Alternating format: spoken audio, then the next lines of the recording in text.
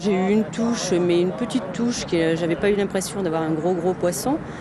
Et subitement, il est parti, et il est parti directement sous le bateau.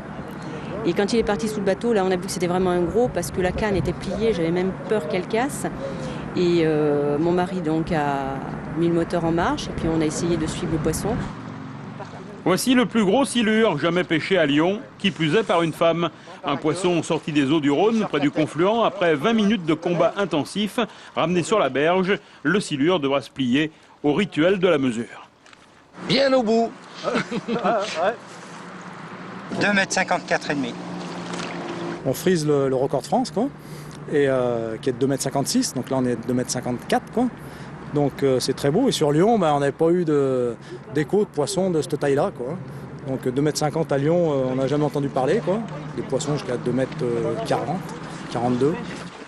Les silures de grande taille ne sont pas rares à Lyon, à tel point que la recherche de ce poisson est pratiquement devenue un sport. Puissant et combatif, le silure procure aux pêcheurs sensations et émotions fortes.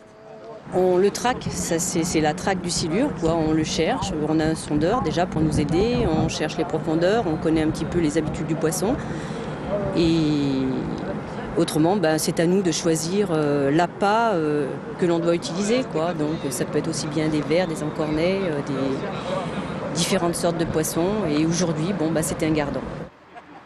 Pour le pêcheur novice qui voudrait se lancer dans la traque au silure, il existe des blogs et autres sites internet. Nul doute que ce spécimen viendra compléter les galeries photos.